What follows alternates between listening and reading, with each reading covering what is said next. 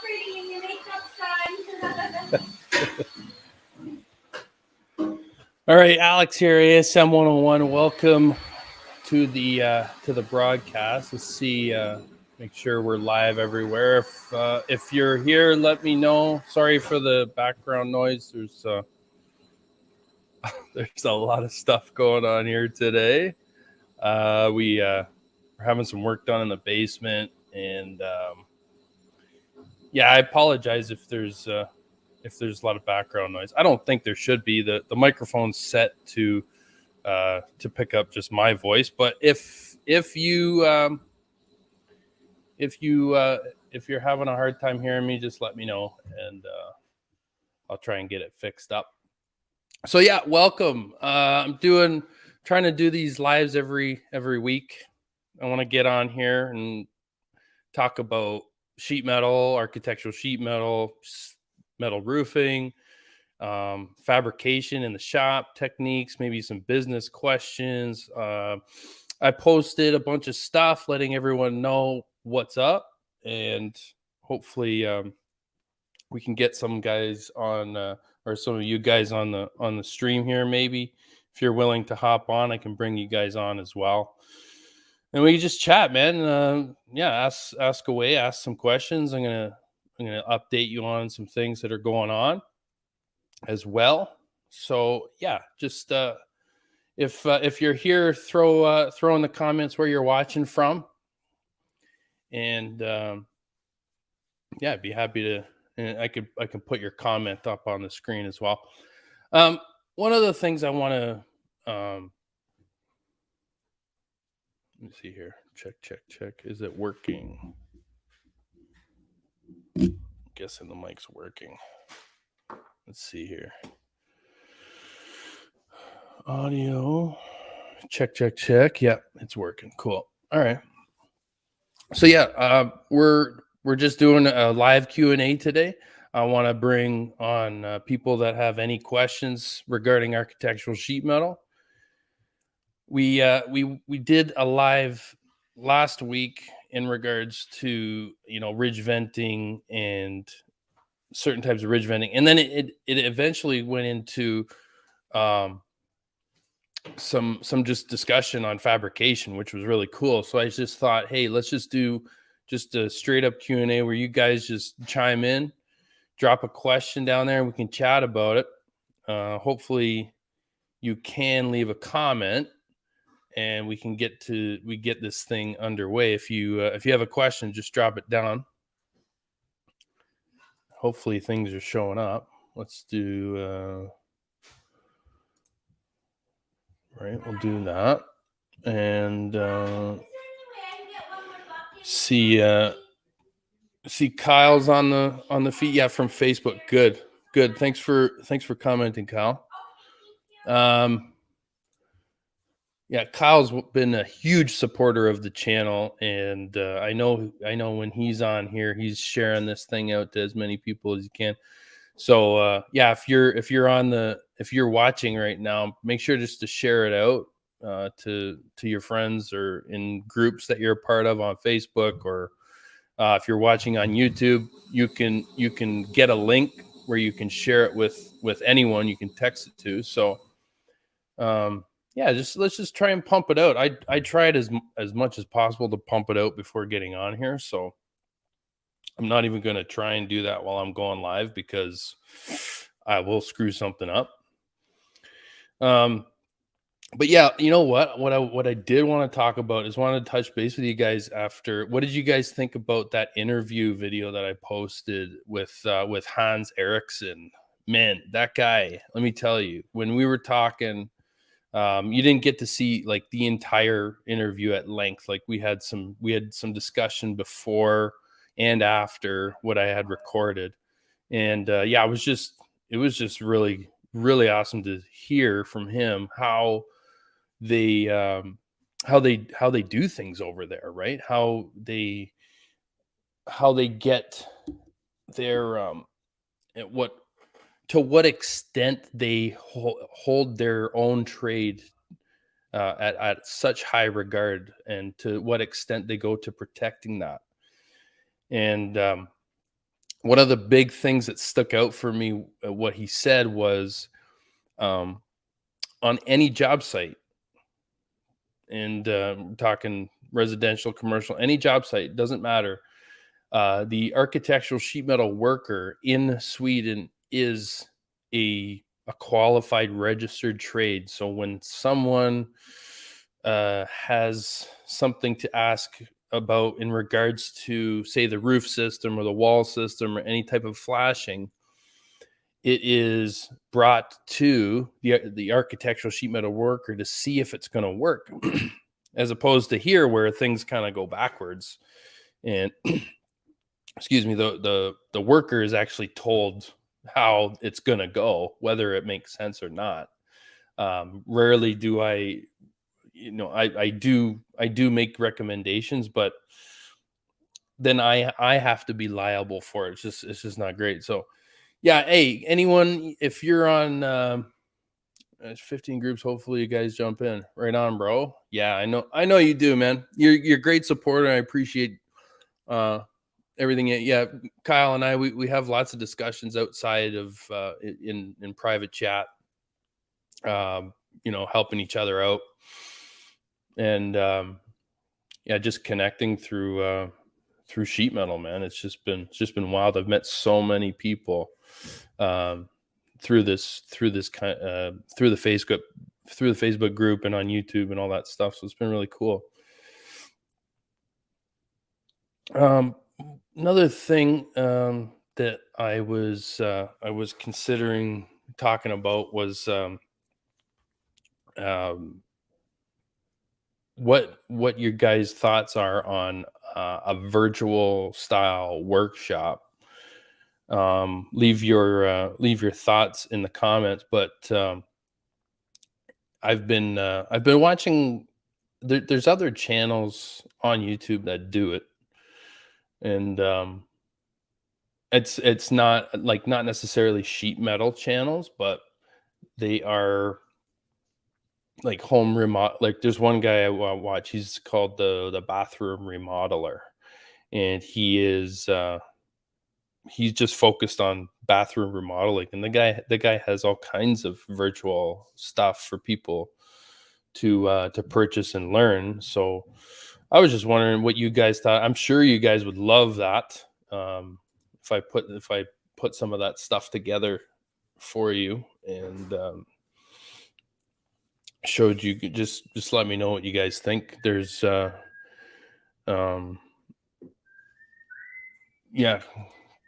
Oh yeah, Kyle, for sure, man. Yeah, that's what I was referring to. Like, it doesn't have to be a live thing. It can just be, you can hop onto the website, kind of search for the problem area that you're having. Say it's like a skylight or it's a chimney or something like that, and you can kind of look for the workshop that we do on it, and then purchase it and just learn and apply it, and you have access to it forever, so you can always refer to it, whatever. But I would love to put something together like that for you guys, and really pump that out. Like, and like, because it'd be a paid thing, it'd be like a long form tutorial, and it goes into depth. And then at the you know after the fact, you have the support of the group and everybody and all that stuff. But yeah, I think that would be a really awesome thing to do. I mean, I do the free stuff on YouTube, but it's not as in depth. And I'd like to not worry so much about how long the video should be per se, but really just focus on all the details that need to go into something in order for someone to really get a grasp on it, right? With how I learn, I have to take what has been taught to me and then go apply it on the roof somewhere, and then do that over and over and over again until I really just hone my own approach to it, right? Because it doesn't I don't learn when someone just comes in and says, just do it like this, and then I go and do it like that, and it does not make sense to me. I need the ability to do it, and then do it again, and do it again, and then have um, kind of someone kind of guide me along too. That's another thing I had. I was fortunate enough to have was awesome teachers in um, in my career who were really there to just show me how to do things, as long as I was willing to learn, of course. Kyle saying trying to find instructions is hard, and reading. Let's throw that up on the screen. Trying to find instructions is hard, and reading those sheet metal books are tough. I need a visual. Yeah, man. Yeah, for sure.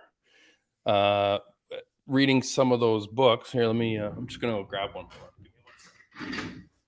Let me hobble over there.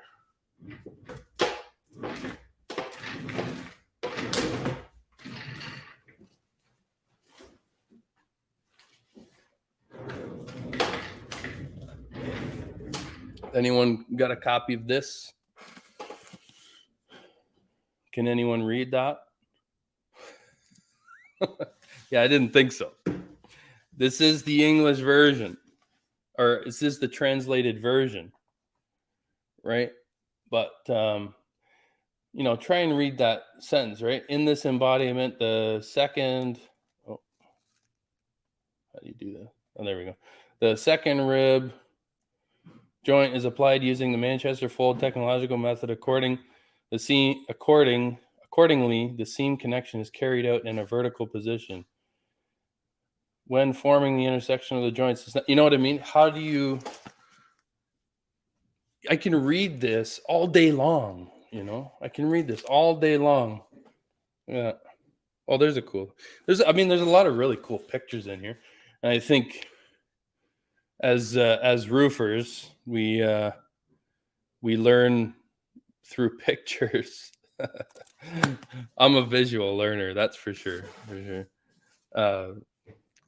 Yeah, like it's really hard, kind of like what Kyle was saying. Manchester fold. Well, let me tell you what a Manchester fold is. I'll tell you later. In sheet metal, there is a ton of. Oh wait, hold on. First official question of the group Q&A. What the fuck is a Manchester fold? Oh, swear, getting demonetized or whatever. YouTube's gonna pull us down. It's gonna shut us down. Nah, just kidding. Manchester fold is a hold on. I'm just gonna, because in sheet metal, they have probably 6 names for the same thing. So you know what I think the Manchester fold is? Where did you guys go? Oh, there you are. What the Manchester fold is, it's like what you've seen on oh geez, how do I pull that up? See, this is where I'm gonna start to get this is where I start to learn about how to go live here and how to be prepared. But yeah, sheet metal is kind of like that, where there are like for the Pittsburgh lock, there's the Pittsburgh lock, and yeah, ask Siri. There's the Pittsburgh lock. It's also called an Irish. It's called a hobo. It's called a Pittsburgh. That's how they told us to remember in trade school. It was like a drunken Irish hobo in Pittsburgh. That's how because there was that many. Manchester folds S lock. Okay, we go with that. You know what? I'm gonna look into that, because you know what? I lost the place for it, and then we can talk about it more. But I'll show you when you type it into, oh, for Christ's sakes. How do I share it? Like this? What are you guys seeing now?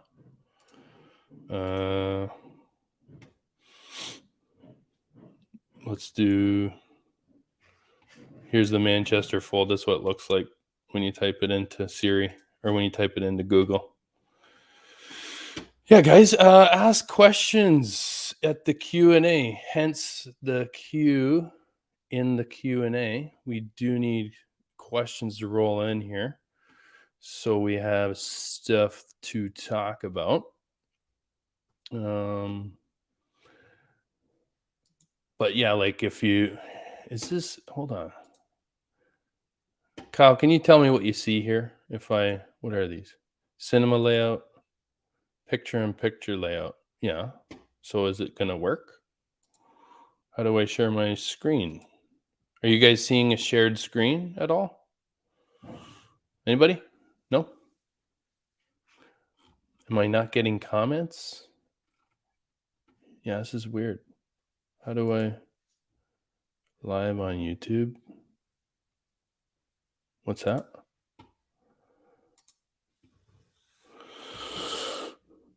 No what?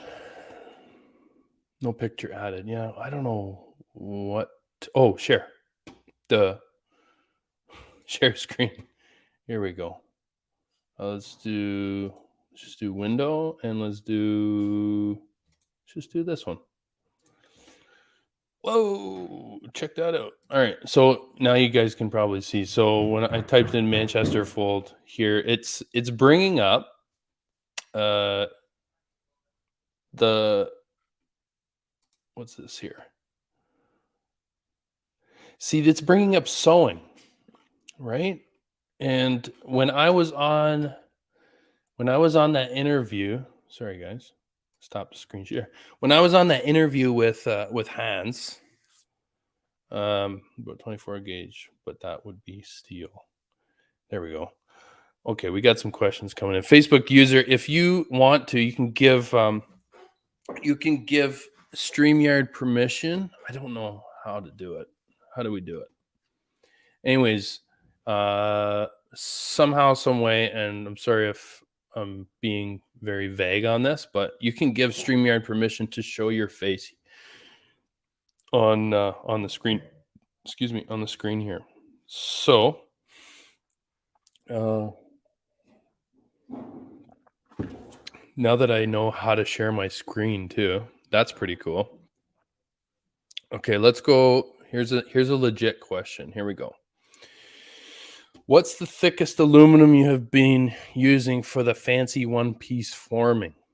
Like pocket folds seem nearly impossible with 0.04. Okay. Me personally, I don't use aluminum. We're using pre-painted steel over here. Typically 24 gauge.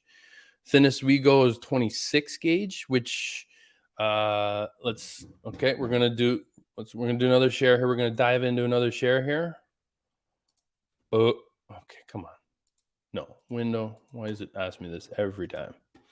So we're gonna do another. What I want to show is 24 gauge conversion to millimeters. And then we'll do, I don't know, gauge. Sure. Let's go in here. Where's this saying? This is what I do a lot. I do this a lot because I got to convert, right? So gauge number, oh boy, hold on. What's this one? Gauge number 24. It's 0.02. I guess that's what he's referring to. But so over here in North America, we're doing gauges. We're not doing millimeters unless we're working with, hold on. Can we do that? Oh yeah. Hey, I'm in the corner. Hello. Okay, sorry about that. Yeah, so 24 gauge 0.02, and we got 0.5 of millimeter, and then 26 goes to 0.4 of a millimeter. So I think that is what you're referring to. So the point, where am I going? We'll stop the screen share. So the aluminum you're asking about is 0.04. I think you're referring to 0.4. So getting back to what I was saying, the 24 gauge is comparable to 0.5 millimeter.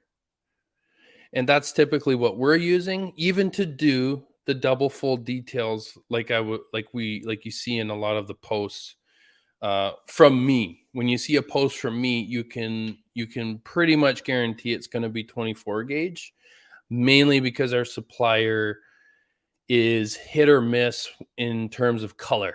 So like if it's a more popular color, they'll stock 26 and 24. If it's a less popular color, they're gonna only supply. They'll lean towards 24 in North America. Reason being, oil canning. I'm convinced, right? Because over here, and I've had conversations with my zinc supplier. Zinc supplier knows kind of both sides of the pond when it comes to what they like and what they don't like.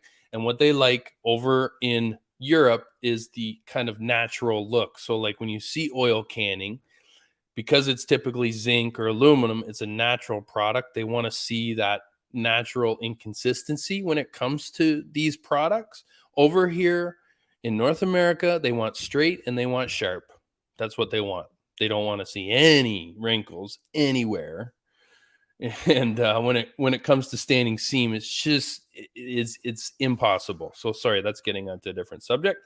And hopefully that helped you with your question. Followed up with, I hear everyone talking about 24 gauge. That would be steel. That is correct. That would be steel. Hi, by the way. Hello. Oh, 0.04 inches. Okay, what was 0.04 inches? Go back to the conversion chart. 0.04 inches. You can see right here is 18 gauge. That is not what we're using on roofs. 100% no. Unless we're doing Z-girts or blind studs or insulating. What I've done in the past is I've ordered 18 gauge Z-girts, installed them on a roof, and then insulated in between, and then installed my standing seam roof and attached them to those 18 gauges subgirts.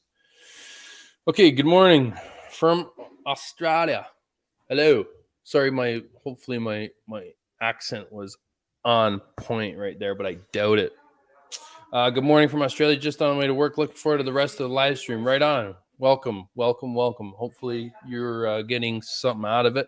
Again, I have to apologize. There's a lot of stuff going on in the background of my place, so you might hear some, but it's going to be no more annoying than being on a construction site. So what I can do is turn the notifications off on my phone. Give me 1 second here. Do that. All right. Let's see here. I'm just gonna go through all the comments. I'll put them all up. I would not survive working in North America. You guys need to switch to metric for me. Not gonna happen, man. Not gonna happen. We're just too stuck in our ways over here.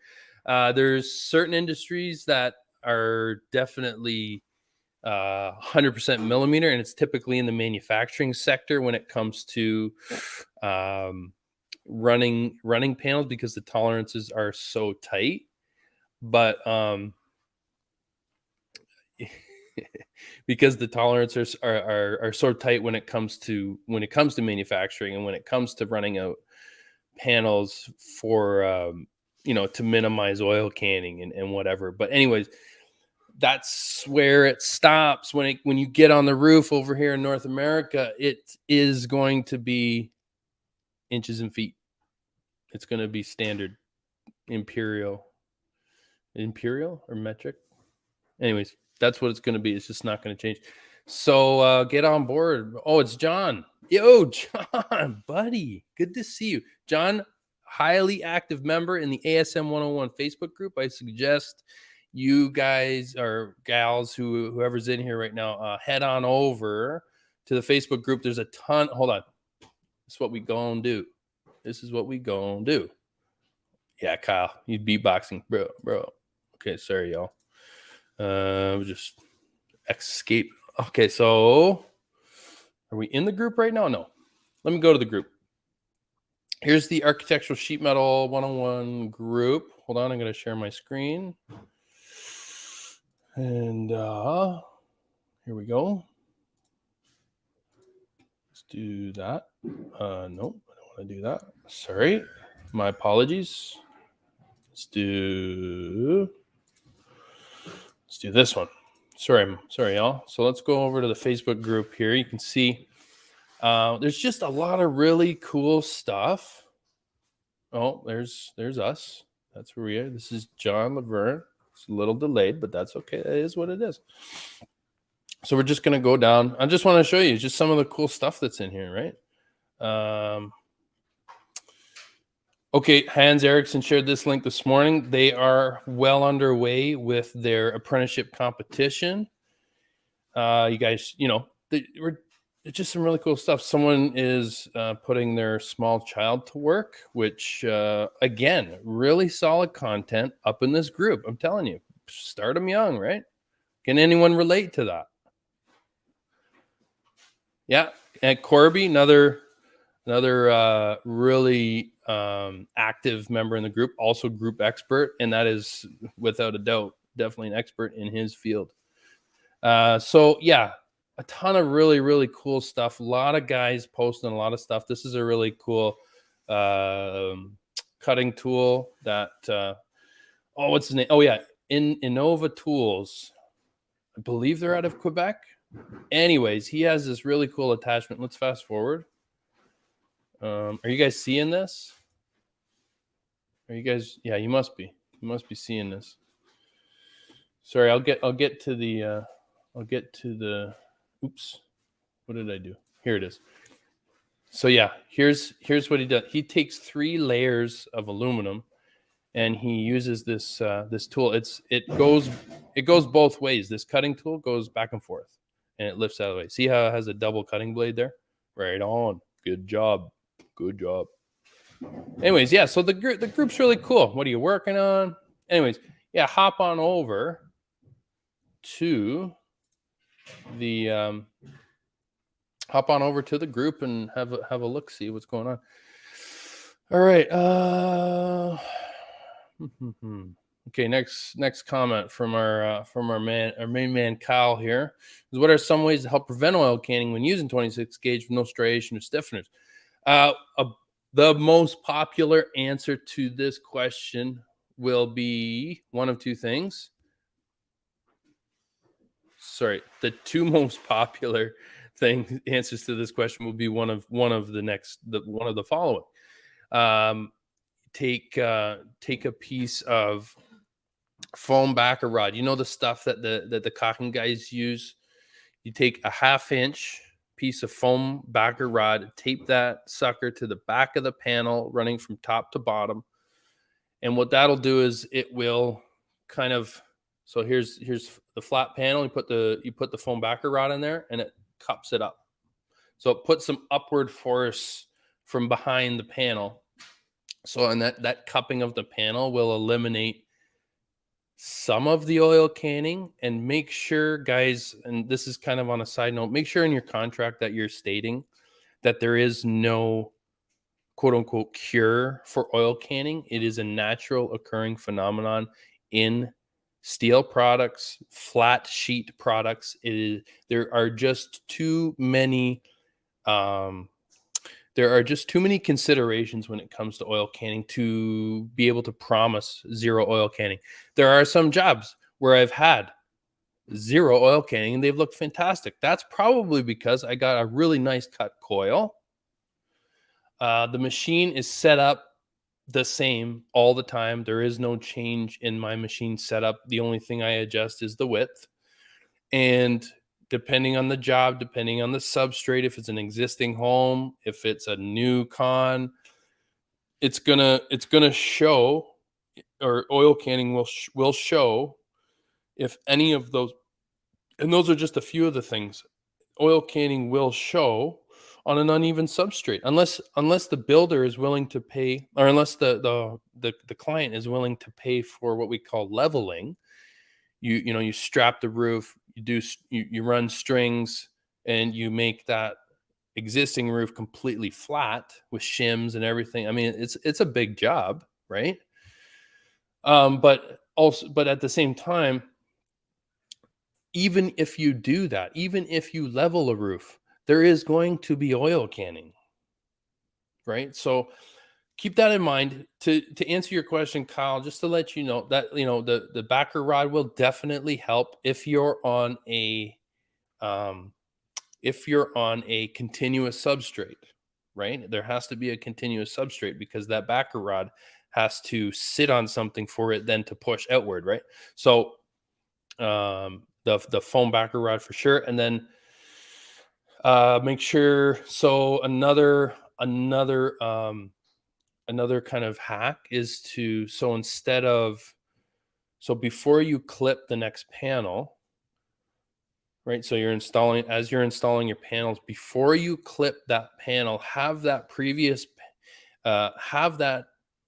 female fully seamed and done and set before you clip it, right? Because if those clips aren't in line where that panel wants to sit, then hold on. Can everyone still hear me? Just let me know. Hold on. Sorry, guys. Pause. Audio break. Yeah, check. Yeah, okay, we're good. So if those clips aren't sitting in a nice spot for where the clips the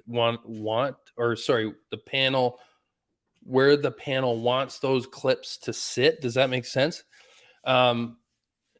If you install them prior to seaming, what might happen was in the course of you seaming it might pull that panel and put stress on the clips that you've already installed. So there's a little hack you can do, but this is what I do. It's good practice to run that seamer before you clip, right? You can clamp that panel in place, seam it, release the clamps, and where that panel sits naturally on its own without any stress whatsoever, that's going to eliminate the oil canning from, like, say, stress related. And I typically don't call that oil canning. I've separated the words. I've separated them from oil canning and buckling.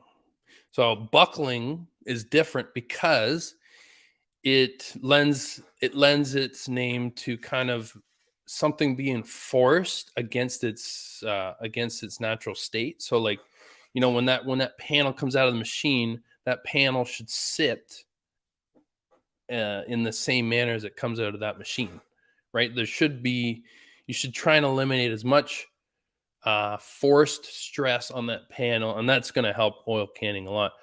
Also, I mean, put it in the contract, right? Do not walk in what do you say? Don't walk into a gunfight with a knife, right? It's the same principle. Put it in your contract. Let the people know. Be very upfront about it. Let them know what the potential are. Be transparent, right? No surprises. And when they hear it up front and then see it later, it's very they accept it a lot better, right? If you were up front, if we're halfway down their roof and if we're halfway down the roof and there's oil canning, right? And then they see it without you having said anything, they're going to come and say, well, what is that? And you're going to say, oh, well, that happens all the time. People don't like that, right? You need to be transparent off the hop. If it means you forfeit the job, so be it, right? You dodged a bullet. You're not that hungry for work. You know what I mean? You're just not. I've been in that situation. What I'm saying is I've been in that situation on the bad end of that situation, and I've had to, either let the last 10% go or I had to uninstall and fix the panels.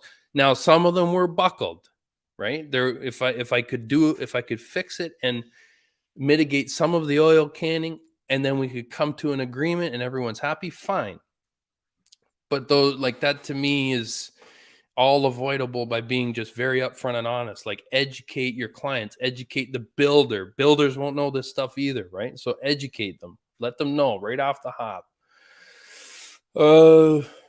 Yeah, so you can do it with 26 gauge, and then but also to make sure your machine's set good. Run some tester panels before every job you run. Make sure that thing is straight. Follow the manufacturer guidelines. If you have problems with it, call the manufacturer. They're going to know their machine inside and out, right? So just really what we're trying to do is we're trying to eliminate all of the, what would you call it? All of the gray area when it comes to oil canning. Get educated. I'll, you know what? Here we go. This is what we're going to do. This is kind of what I like about the screen share, man. It's cool. Let's do a window. Can I share? Yeah. Let's do. How do I do this? Anyways, sorry for the. I'm just gonna do it like this because this is how all I know it's been working. What I want to show you guys is the bulletin that's been released on oil canning by the MCA. Okay, metal or the metal roofing, MRCA. Hold on, where are we? Oops. Okay, Contractors Association. Okay, MRCA this is the bulletin. Let's do now, as you can see, I'm just searching this up online. Oil canning, is this it? Oil can. Oh yeah, I believe they have. So here's full report. You can download this stuff online. Okay, this is what needs to be done. This is what I strongly suggest. You guys getting this stuff? Oh, Metal Roof Alliance. Yeah. This is why I swear by matte finishes. Hold on, we'll get to that. So what I wanted to say was, here's the technical bulletin. Okay. What causes oil canning? Metal coil production. Numero uno. Metal coil production. This is the slitting process, the rolling process under pressure to create very thin strips, right? Full center, wavy edge, camber. These are so at the coil production level, okay, completely out of our control, unless and you're not returning a coil. That's for sure. You get what you get. Coil processing and fabrication. So this is where it comes out of the machine, right? Forming, stresses, and introduced during forming in either roof or wall panels. Architectural roof panels typically require more forming along the edges. Correct. Support system, substrate, number 3. These are the things we were talking about, right? So it's all, guys, just have this. Look at that. Kyle, just for you, buddy. Just for you, buddy. Check that out. There's the foam backer rod trick I was telling you guys about. It looks a little bit heavier than 1/2 inch. Why not go 5/8? Check it out. Here it is, right? There it is. There's the foam backer rod that sits in there and it cups it out. Now, if we were in Europe, we wouldn't even be having this conversation. It's a waste of breath over there because people don't care. What they want that roof that lasts a lifetime. That's all they really care about. And they actually like the look of oil canning over there. Over here is a different story. Okay. Can I do that? Oh yeah, look at that. Okay, I can do that way better now. Let's just go down the line. Yeah, Facebook user. Is that John? Okay. Well, that is what we use for all our roofs, the aluminum. Yeah. Yeah. I know. We use aluminum in North America too. Sorry if that's not where you're from, but we do use them on coastal regions, right, where there is a high salt content in the atmosphere due to being so close to an ocean, right? A body of salt water. If you put steel anywhere near a body of salt water, it will rust out within 10 years, right? And you're not getting you're not getting the bang for your buck. So what they'll do is they'll use aluminum in those coastal regions for that reason, because it won't rust.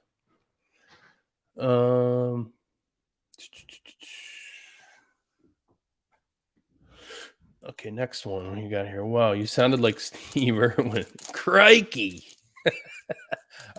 Rest in peace, Steve. Man, that sucked. That's too soon, man. Like, that guy was that guy was crazy. No wonder. I mean, at least he died doing what he loved. Okay. Sorry, there's stuff going on here. I got to pay attention. Next one. Our sheets are usually typically 0.7 or 0.02 of an inch. All right. I want to go back.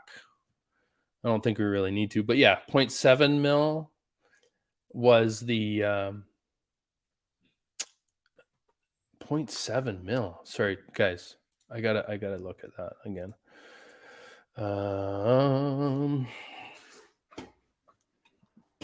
Let's see here. Gauge conversion. I do this a lot. Gauge conversion. Gauge. Oh, here we go again. Doing it all wrong again. Is this it? 24. This 20. Where is it? Oh my god. This one. 24.5.02.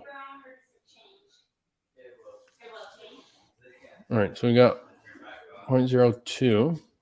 Oh yeah, okay. Or 0.7 or 0.02. I just saw it. 24.02.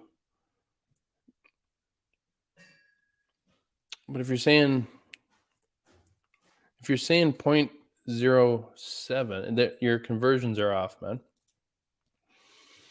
Because 0.7 mil, 0.7 mil is like 22 gauge, right? Got this right here. Oops, got 22 gauge, and then but 0.020 is like 24 gauge, which is actually 0.5 mil. So throw down another comment. Just maybe you got your conversions wrong. All right, John is the one asking about 0.040 versus steel. Wow, John, that's I'm happy about that. Is that what you're doing? Hold on. Hi, by the way. Hi. Oh, right. Okay. Seems nearly impossible with point. Okay. Got you. All right, John. Yeah, I was like I had mentioned earlier, we are using, let's go back to the conversion just one more time. So 0.040 inches right here, 26. 0.0. Whoa. What? Oh, sorry. My bad. 0.040. 18 gauge. Am I seeing that right? You know, I don't, unless I'm looking at wire gauge. Let's see, sheet metal. Let's get specific here. Sheet metal gauge chart. All right. There's C20. Oh, this is another one. U.S. standard for sheet steel in inches, millimeters. Okay, so 24.02. Okay. And where is 0.04? Right, 20 gauge, 0.04 inches. Steel inches. How much different is it? Not much different, 0.04. Galvanized, 0.0. Yeah, so what I'm trying to say, if we're talking about, like, typically what we're doing in steel is 24, 26. If you're doing 22, do not bother with double fold sweeps and details. Just try and get a thinner, like, say, try and grab some sheets in a thinner gauge that you can do the detailing with, and then do all your panels in 22 gauge. right? Unless the work order is actually calling for something specific, like if they are asking for, like, you might have to request a change order. And but if like for me as a roofer, it needs to make sense, right? If you're doing if you're doing a penetration on, say, a 212 slope, say a big ass chimney, that's like 6 feet across the back, and it's just gonna catch a lot of volume.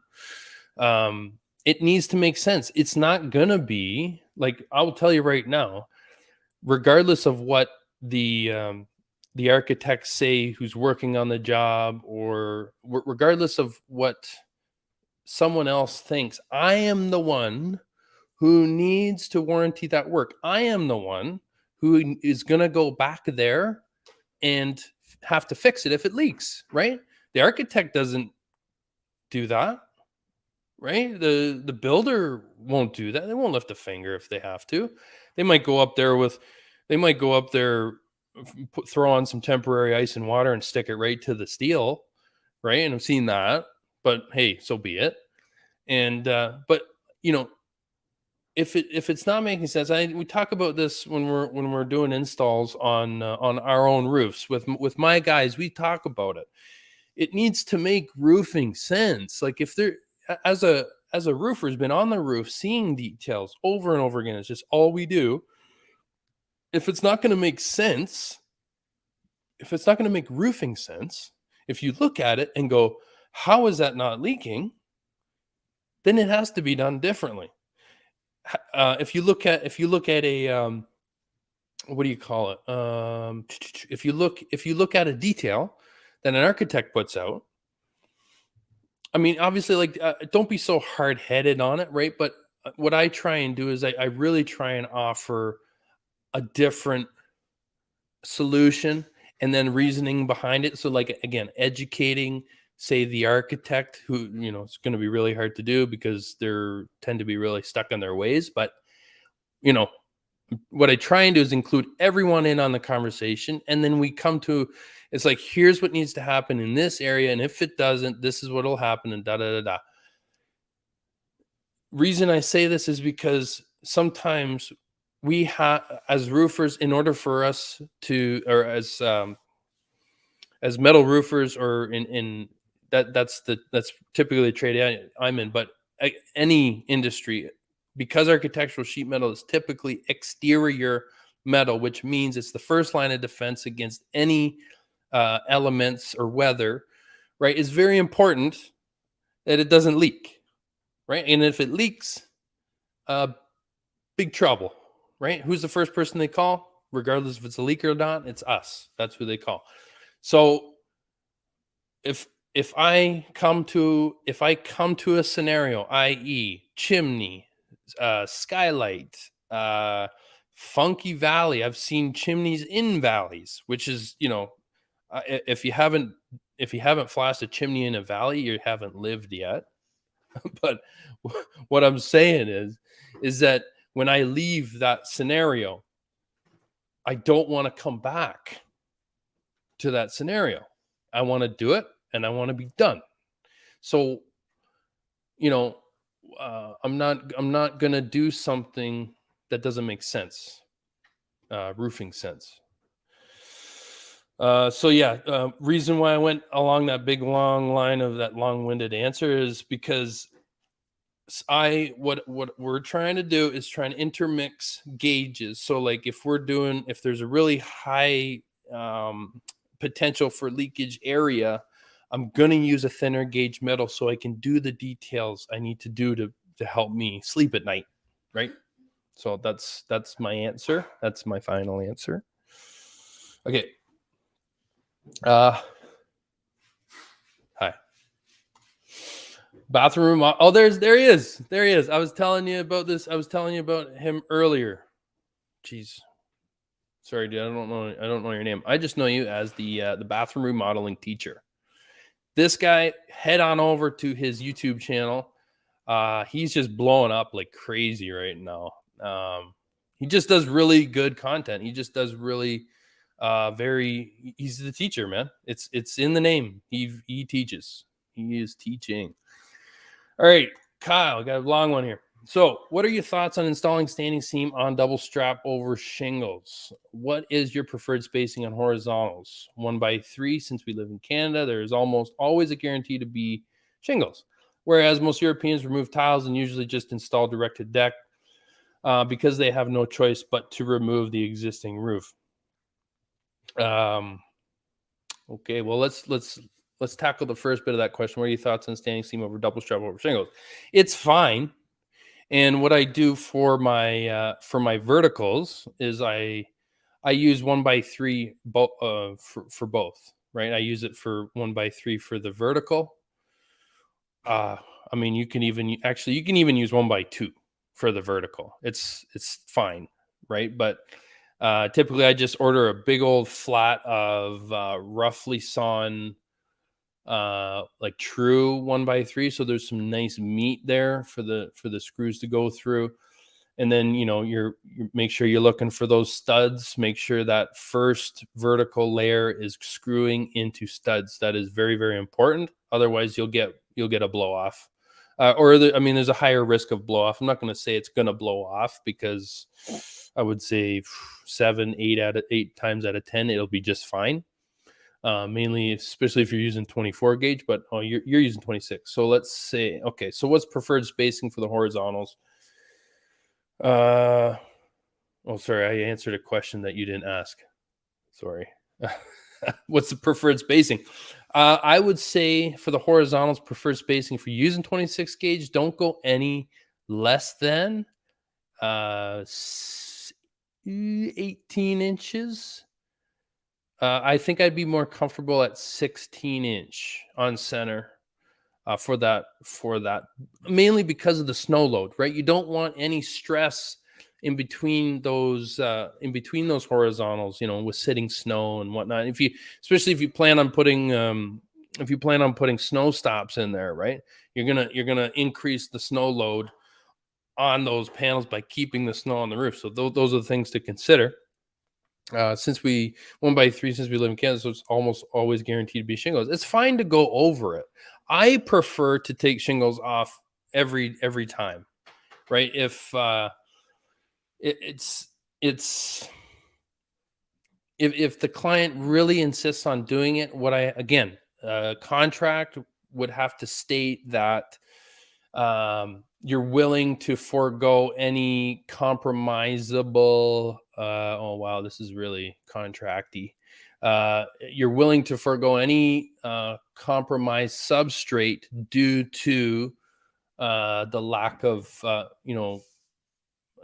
knowledge by the hidden shingles, right? And that's why I take the shingles off, is to expose that substrate so we can see if there's any compromised substrate and then replace it. And that usually sells them.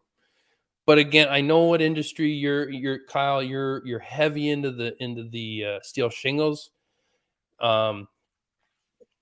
So I get it. Like you're hitting up more of the residential clients, maybe more middle class clients. So they want to save the money they'll save the money where they can. And that usually first and foremost gets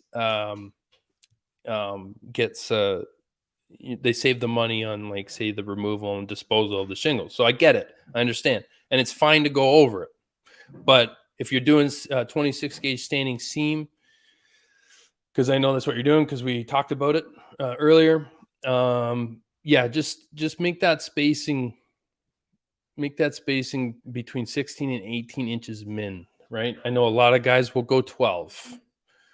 And when you get into zinc, they're going 10-inch spacing. And at that point, I'm really just going to put verticals in and throw plywood down. I mean, you know what I mean? Like, why are we screwing around with these little thin straps and all these nails, blah, blah, just plywood, right? I mean, cost comes into factor, but also that cost, if you're throwing down sheets of plywood, you're getting more coverage, right? So less labor, right? But hopefully that answers your question. Whereas most Europeans remove tiles and usually just install direct to deck. Yeah, and if you see the Europeans deck, it's strapping that's 1 inch apart, right? And they install direct to the wood. They don't put down any underlayment because they have air movement inside the attic, and the underside of that panel is always dry because of the air movement in that attic and the spacing, the 1 inch space between the strapping. Breathable membranes are cool too. I'm just gonna okay. Our Russian friends. I don't know who this, but you know what? He does it a lot, and he's getting kicked. So next, Kyle, his next. This is why I swear by matte finishes. I will never use aluminum or clear coats. Yeah, fair enough. That was another to answer the oil canning question from before. We do have here. Let's go to. I'll show you who I get my steel from. Cascadia Metals. Boom. Oh, why is it images? We don't want images. We want that website. All right, let's go to the website. And they're really close to here. Kyle, pay attention. This is who you may potentially be getting your steel from too. Okay, so the textured colors, oh geez, are PVDF. Oh no, they're actually categorized. Oh, wait a minute. Sorry, guys. Oh my God. Here. Sorry, guys. Okay. Anyways, so now that I'm sharing it here. So Cascadia Metals up here. That's where we get our steel from. We go to the textured finishes. You're not going to get a good view of the textured. I wonder if I got a color chart here. I usually got one kicking around. Do I today?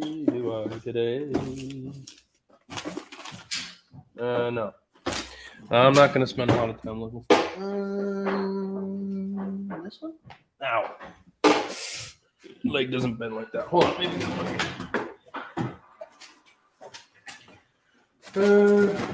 Jeez.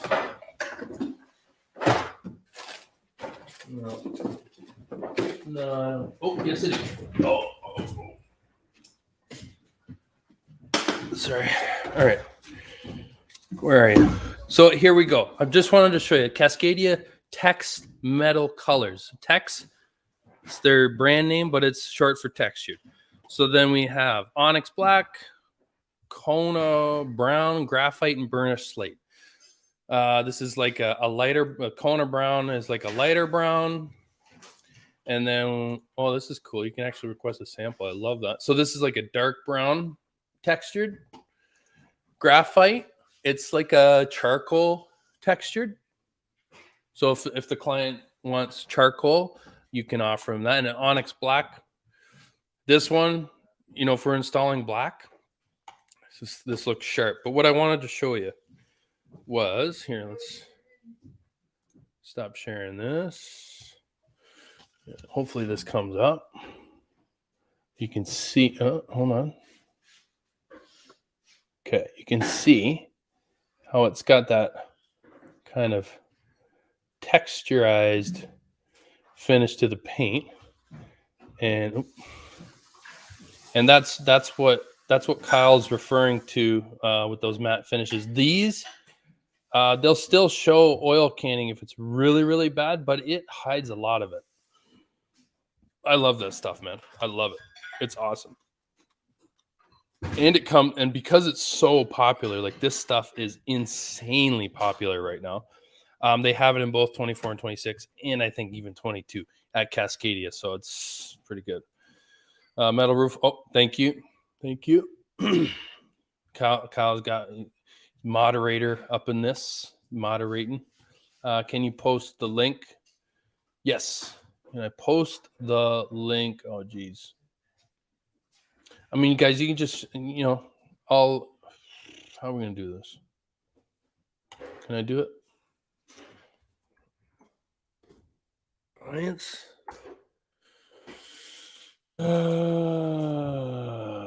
Roofing Alliance. Is this it?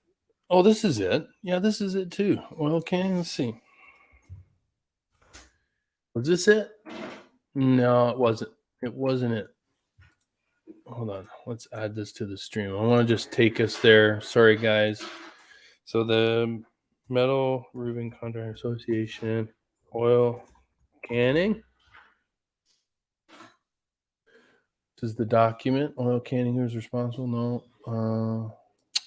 Jeez. You know what, guys? All I'm gonna do in this one is I'm just gonna post it. I'll post that up in the group, and then anyone who's not a part of the group, head on over there and join up. But I'll post that document. I can post documents in the group so you guys can find it. Yeah, post a link. Okay, so we got John. Hey, you got your face, man. Well done, sir. Well done. Delayed here, but what I was saying was we use aluminum for all roofs besides copper. Right. It is all 0.04. Okay. Well, you would know, man. You're using it all day. There's also 0.032 and then coil stock 0.029 coil stock. Okay. Cool. You know what, John? I know how active you are in the group. How about you? Because I think guys need to hear about this. Because I myself want to get more into aluminum myself. I say myself a lot. But there's a company called Prefa Aluminum, and Prefa. Anyways, yeah, Prefa Aluminum, and I want to get more into it. You can detail with it like crazy because it's softer, it's lighter, tons of colors, So I wouldn't mind actually getting into it. East Coast, East Coast, no steel roofs except the cheap ones up north, New Hampshire, Vermont. Okay, yeah. No steel roofs there. No, it won't. Right, coastal climates. It's just there's no point. Do it once, do it right. Did it twice. Fuck my life. That's a good one, man. Let's see. If you haven't flashed a chimney in a valley, you haven't lived. Yeah, dude. Quote me on that. Can't find true 1x3 here. Yes, I have a supplier where I can get rough cut lumber. I know a guy, if you know what I mean. All right. I love their straps. It's essentially a deck. Yeah, exactly. That's what I mean. Like if you're substrate seems to be when it comes to oil canning, substrate, when it comes to a brand new roof, like the substrate itself is such an underrated consideration, right? A lot of people don't really consider it, right? Because it's the roof, and you put your roofing on it, and that's it. Just get the roof on, right? But if you don't consider the substrate, could potentially be asking for a lot of trouble, right? But we've done it on a lot of hot roof applications. We've done on a lot of hot roof applications where we strap the roof, or I get the builder to strap the roof and install the plywood on it for a double substrate, and then we're actually able to ventilate that channel in between the two roofs because of the vertical strapping that's in there. It works really, really well. But they strap real close together, and they have that 1 inch gap between each strap, allows for airflow. And they don't. I see them installed direct to wood. I don't think that would go very well here, or go over well here. And so if that was the case, I would put down a breathable membrane, so there is a separation between wood and metal. But yeah, that's what they do over there. They go direct to wood. It's crazy. They're nuts. Is that a great back or a white back? Clarification. Oh, gray. Oh, is that a gray back or a white back? What do you mean? What you mean, homeboy? What you mean? Tell me what you mean. Tell me what you mean. Tell me. Let's see here.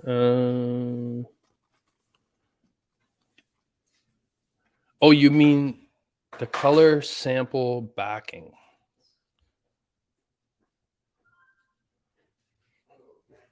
That's the back of my color sample. Is that what you're asking, dude? Is that what you're asking?